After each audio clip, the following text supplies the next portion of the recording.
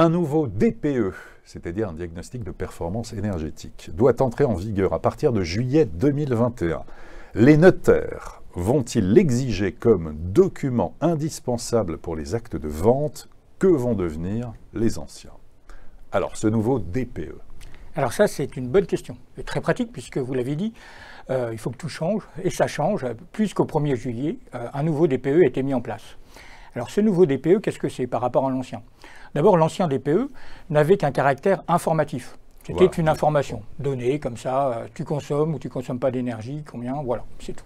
Le nouveau, lui, il va s'imposer, d'accord? Il est un peu normatif, c'est-à-dire que ce que tu vas dire, eh bien, si c'est mal dit et si c'est faux, eh bien, éventuellement, votre acheteur ou votre locataire pourra vérifier si c'est vrai ou pas, et si c'est pas vrai. Très important, ça veut dire qu'il devient opposable. Donc, s'il y a une fausse déclaration, en fait, le propriétaire ou le locataire pourra se retourner, en fait. Exactement, c'est la vraie différence. On va voir en image, d'ailleurs, on va voir en image. Voilà, vous avez en image, alors l'ancien, on va dire, en tout cas celui qui est en vigueur, DPE, diagnostic de performance énergétique, qui est à gauche de l'écran, et puis à droite, voilà à quoi il va ressembler. Et on a des informations très importantes qui n'apparaissaient pas avant, notamment si on regarde en bas, à droite, on a l'estimation des coûts annuels d'énergie du logement. Et là, on voit une fourchette avec, est indiqué, là c'est un exemple, entre 2 620 € et 3 560 € par an, ce qui veut dire que la valeur verte des logements va prendre de plus en plus d'importance. Exactement, exactement. On voit bien qu'on a une sensibilité à la chose et on veut sensibiliser l'ensemble des Français à notre consommation d'énergie et à notre émission de gaz à effet de serre. Et on voit d'ailleurs avec ces lettres, hein, vous êtes habitués, vous les internautes, vous connaissez ces lettres qui vont de A jusqu'à G. La lettre A, c'est la meilleure performance énergétique, on va dire, et puis les lettres F et G, les G qu'on considère comme des passoires thermiques, qui à terme, et là c'est très important pour les propriétaires de l'immobilier, tous ceux qui s'intéressent à l'immobilier, c'est qu'à terme, les passoires thermiques, il y en a 4 800 000 en France, seront interdites à la location. Alors on parle de 2028, mais ce sera progressif, donc attention à prendre en compte cette notion.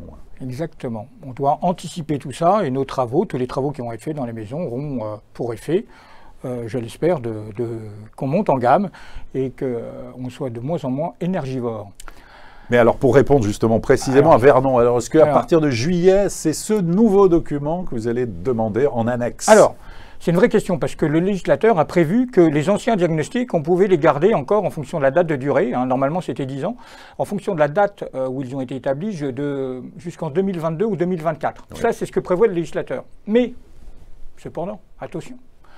Je vous ai dit qu'on était responsable sur les déclarations qu'on faisait. Oui. Et s'il y a un petit problème à partir du mois de juillet sur la déclaration qui a été faite, qui est responsable? Le propriétaire et le diagnostiqueur. Oui. Comme c'est un peu embêtant. Le diagnostiqueur, il est assuré, mais il était assuré pour des anciens diagnostics. Il n'était pas assuré pour des nouveaux diagnostics.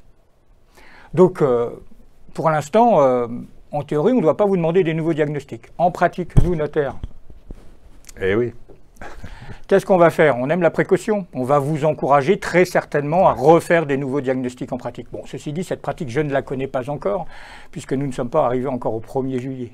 Oui, mais c'est dans pas longtemps, hein. Là, nous sommes au mois de mai, donc 1er juillet. Et puis, juste une chose peut-être de dire sur la rénovation. Alors, on comprend bien sur la rénovation énergétique par rapport à une maison individuelle. Maintenant, dans les copropriétés, les intérêts ne sont pas les mêmes, qu'on soit propriétaire bailleur, propriétaire habitant, occupant, et puis locataire. Et donc, comment aussi rénover un appartement si l'impact environnemental du bâtiment est de très mauvaise qualité? Est-ce que ça influe? Est-ce que ça ne va pas devenir un peu une usine à gaz? Est-ce que le risque n'est pas que ça devienne une usine à gaz? Comme vous l'avez dit, tout est simple. Choc de simplification, vous savez ce que c'est en France. Mais vous avez raison.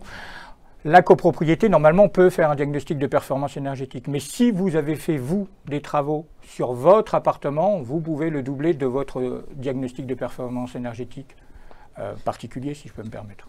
Très bien. Bon.